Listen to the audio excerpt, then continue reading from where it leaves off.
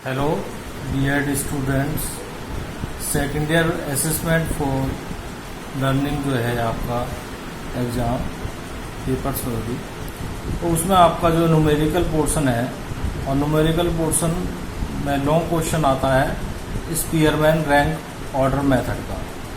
बहुत इजी जो है ये क्वेश्चन होता है और मार्क्स भी इसमें पूरे मिलते हैं आपको। तो इसका जो किस तरीके से इसको हम सॉल्व कर सकते हैं वो मेथड आपको बता रहा हूँ, जिसको आप अच्छे से समझ के एग्ज़ाम में अपने अच्छे तरीके से कर सकते हो।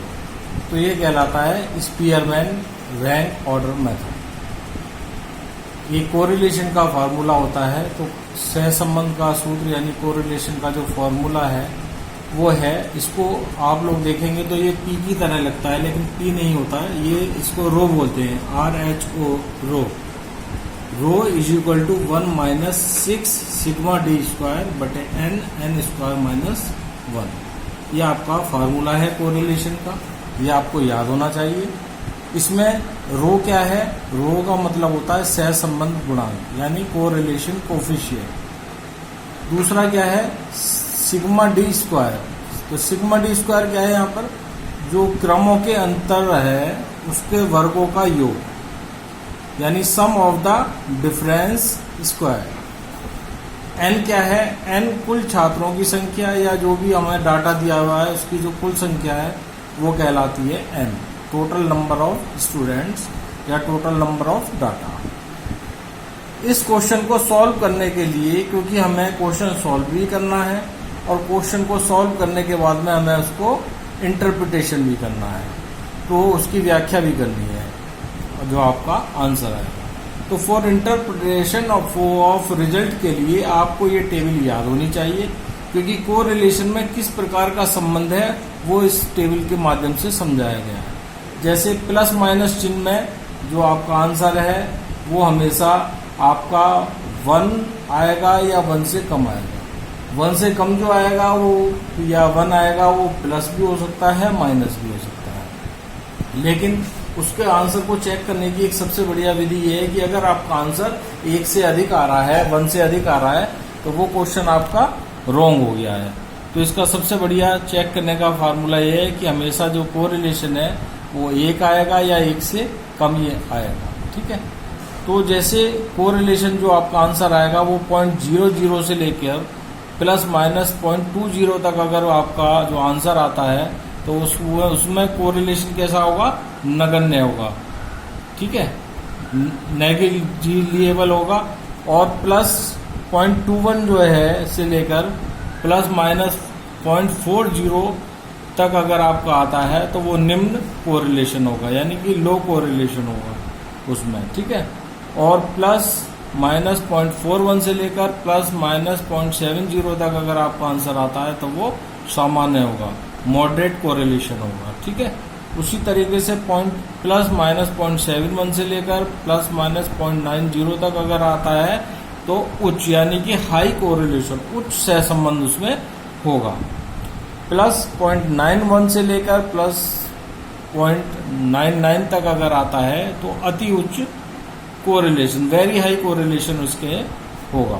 और अगर प्लस माइनस 1 आता है तो आपका पूर्ण कोरिलेशन होगा यानी परफेक्ट कोरिलेशन कहलाएगा। तो इस तरीके से हम जो आंसर आएगा, अभी हम पहले आंसर इसको क्वेश्चन को सॉल्व करेंगे, फिर उसके बाद में जो आपका आंसर आएगा उस आंसर से हम उसका इंटरप्रिटेशन करेंगे उस आंसर के माध्यम से। ठीक है। यहाँ तक आपका क्लियर हो गया? सबसे पहले फार्मूला याद हो, उसके बाद ये टेबल आपको याद होनी चाहिए। उसके बाद हम नेक्स्ट चलते हैं कि ये हमारा जिस तरीके से ये लास्ट ईयर हमारे यहाँ आपके लास्ट ईयर के पेपर में ये क्वेश्चन आया हुआ है, स्पीयरमैन रैंक ऑर्डर पद्धति का उपयोग करके निम्नलिखित आंकड़ों से सहसंबंध यानी कोरिलेशन की गणना करें और परिणाम की व्याख्या भी करें। तो आप देख रहे हो जैसे कि परिणाम की व्याख्या भी इसमें मांगी गई है, तो आपको परिणाम की व्याख्या भी करनी है। तो जिस तरीके से ये क्वेश्चन है, इस तरीके से एक x का डाटा दिया हुआ है, एक y का डाटा दिया हुआ है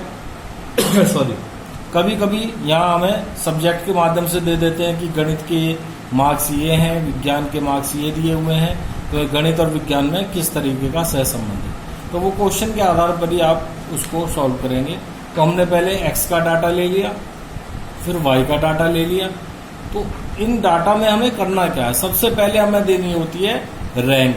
रैंक किसमें देंगे, पहली वाली जो हमें डाटा दिया हुआ है उसके रैंक निकालेंगे, दूसरे वाले में जो डाटा दिया हुआ है फिर दूसरे के रैंक निकालेंगे। तो पहले की रैंक जो निकालते हैं उसको हम क्या बोलते हैं, R1, दूसरे की रैंक निकालते हैं उसको बोलते हैं R2। अब रैंक निकालते कैसे हैं, तो ये आप सब लोग अच्छे तरीके से जानते हैं।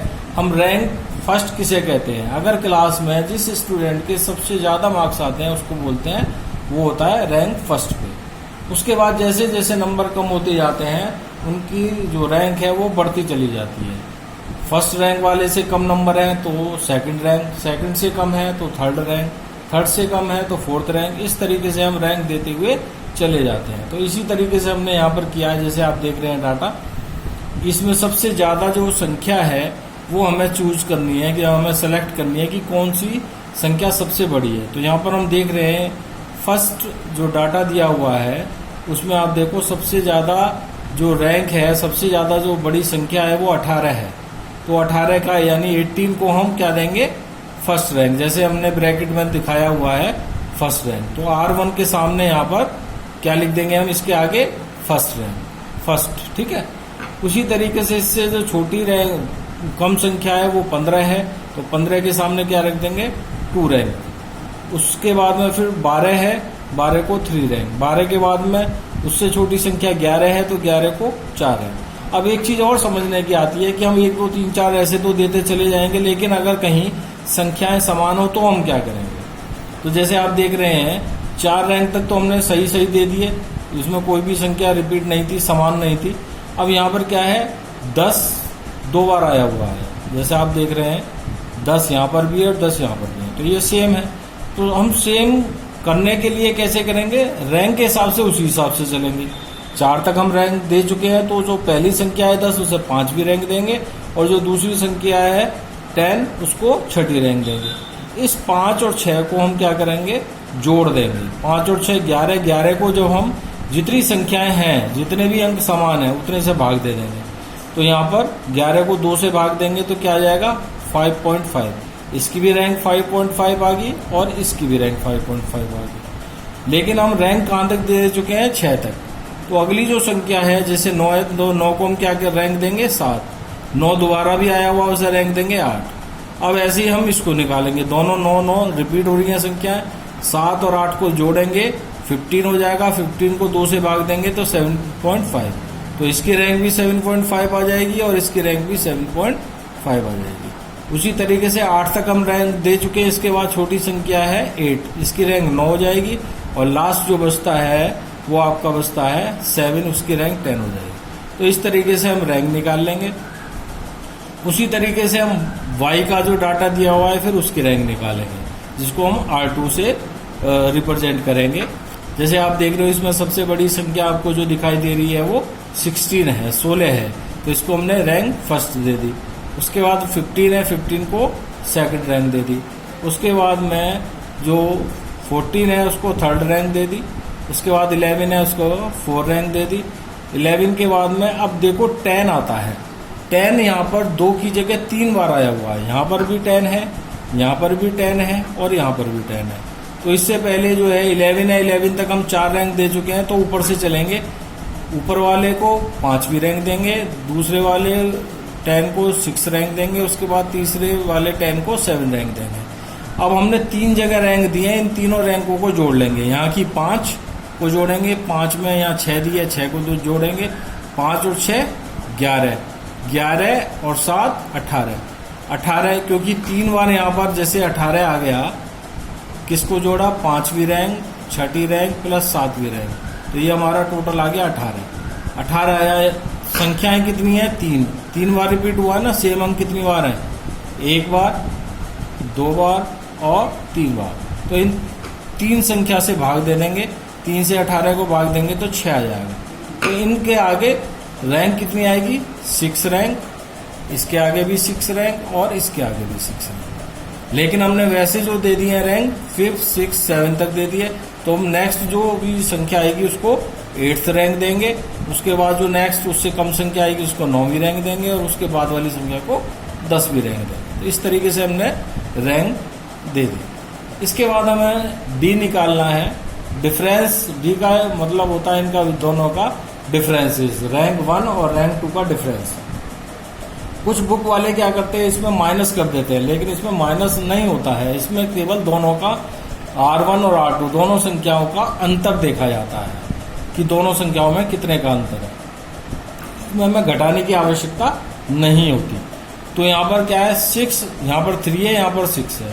6 और 3 में कितने का अंतर है, दोनों में देखेंगे। 6 में 3 में देखेंगे 3 का अंतर आया, तो 3 आ गया। ठीक है, यहाँ 2 और 1 में कितने का अंतर आया, 1 का अंतर है। यहाँ कितने का अंतर आया, 1 का अंतर है। यहाँ 5.5 और 3 है तो कितने का अंतर आया, 2.5 का। 9 और 9.5 में कितना है, 0.5। 7.5 और 6 में कितना है, 1.5 का डिफरेंस। 5.5 और 4 में 1.5 का डिफरेंस। 10 और 9.5 में 0.5 का डिफरेंस। 4 और 6 में 2 का डिफरेंस। 7.5 और 8 में 0.5 का डिफरेंस। यानी कि जो भी डिफरेंस होगा वो यहाँ पर लिखते हुए चले जाते हैं। फिर आप हमें निकालना होता है, फॉर्मूले में डी स्क्वायर यूज होता है, तो डी स्क्वायर निकालते हैं। डी स्क्वायर का मतलब क्या है, जो संख्या है उसका वर्ग कर दो। तो 3 का वर्ग जब करेंगे 9 आ जाएगा। 1 का वर्ग 1 ही होता है, 1 का वर्ग फिर 1 ही होता है। 2.5 को अगर 2.5 से मल्टीप्लाई करेंगे यानी वर्ग करेंगे तो क्या आ जाएगा, 6.25। 0.5 का जब वर्ग करेंगे तो क्या आएगा, 0.25। 1.5 का 2.25, 1.5 का 2.25 वर्ग, 0.5 का 0.25, 2 का वर्ग 4, 0.5 का 0.25। अब हमारे पास ये डी स्क्वायर की वैल्यू आ गई, लेकिन हमें चाहिए सिग्मा डी स्क्वायर की वैल्यू। सिग्मा डी स्क्वायर जो है उसकी वैल्यू कैसे आएगी, कि सिग्मा का मतलब होता है जोड़ना। जब हम डी स्क्वायर की वैल्यू को जोड़ देंगे तो ये वैल्यू आ जाती है सिग्मा डी स्क्वायर। सिग्मा का मतलब होता है जोड़ना, किसको, डी स्क्वायर को। यानी इन सब संख्याओं को हम जोड़ेंगे तो हमारा ये आ जाएगा 26.50। ठीक है, अब हमारा ई डी स्क्वायर जो है उसकी वैल्यू आ गई 26.50। एन जो है वो टोटल जो संख्याएं होती हैं, जितने भी संख्याएं हैं उनको जोड़ लेते हैं। तो 1 2 3 4 5 6 7 8 9 10, तो n इज इक्वल टू कितना हो गया, 10। यहाँ पर हमें n स्क्वायर -1 निकालना है, तो n स्क्वायर कितना हो गया, 10 का वर्ग करेंगे तो 100 आ जाएगा। -1 1 को घटाएंगे तो क्या आ जाएगा, 99। अब आगे चलते हैं। आगे हमारा जो है फार्मूला आ गया, rho is equal to 1 - 6 sigma D square बटे एन, एन स्क्वायर -1। 1 - 6 तो है ही लिखा हुआ फॉर्मूले में। सिग्मा डी स्क्वायर आपने देखा होगा हमारा कितना आया था, सिग्मा डी स्क्वायर आप देख रहे हैं 26.50। तो यहाँ पर हमने फॉर्मूले में 26.50 रख दिया। एन की वैल्यू कितनी है, 10 है, तो यहाँ पर हमने 10 रख दिया। और 10 का जब स्क्वायर करेंगे 99.1 आ जाएगा। तो 10 यहाँ पे जब 6 की 26.50 में मल्टीप्लाई करेंगे तो 159 आ गया। और यहाँ पर 10 इज इक्वल टू मल्टीप्लाई 99 आ गया। फिर 1 - 159 बटे 990 आ गया। इससे हम जब इसको डिवाइड करेंगे तो हमारा आ जाएगा 0.16। 1 में से 0.16 को घटाएंगे तो हमारा जो आंसर आ जाता है कितना आ जाता है, 0.84, वो भी किसके, प्लस के। ठीक है, तो फिर हमें इंटरप्रिटेशन करना है किसकी, आपको जो मैंने टेबल लिखाई थी उसके अकॉर्डिंग। तो आप देखो 0.84 कहाँ पर आ रहा है, 0.84 आ रहा है इस वाले, है ना, इसमें क्या लिखा है, उच्च, हाई कोरिलेशन। तो यहाँ हम उसी तरीके से लिख देंगे, the result shows that there is high positive correlation. यानी दोनों में कैसा है, जो दोनों between the X and Y data, X और वाई जो आंकड़े दिए हुए हैं उनमें उच्च से धनात्मक सहसंबंध स्थापित है, वो उच्च सहसंबंध को प्रदर्शित कर रहा है। अगर यहाँ पर माइनस आ जाता तो क्या हो जाता, उच्च ऋणात्मक सहसंबंध दोनों के बीच में है। इस तरीके से हम इसको इंटरप्रिटेशन कर देंगे, है ना, इसकी व्याख्या कर देंगे। और इस तरीके से आपका जो एक लॉन्ग क्वेश्चन है वो कंप्लीट हो जाता है। तो आप इसको अच्छे तरीके से समझ सकते हैं। बहुत ही सिंपल क्वेश्चन है। केवल रैंक देने में आपको, जो रैंक हम देते हैं, इसको देने में आपको थोड़ा सावधानी का ध्यान रखना पड़ेगा। 2-3 बार जब आप इसको करके देखेंगे तो आपको बहुत ही इजी हो जाएगा आपके लिए। और इसको समझना बहुत आसान है। आपकी बुक में भी दिया हुआ है, लेकिन बुक के माध्यम से आपको समझ में नहीं आ पाता है, इसलिए आपको मैंने अच्छे से एक्सप्लेन किया है। इसको आप अच्छे से समझ लेंगे और आपके जो एक लॉन्ग क्वेश्चन है वो आपका तैयार हो जाता है और वो आने वाले एग्जाम में आपको बेनिफिट देगा। आपका एक लॉन्ग क्वेश्चन तैयार हो जाएगा और आपको अच्छे मार्क्स लाने में हेल्प करेगा। Okay, thank you so much.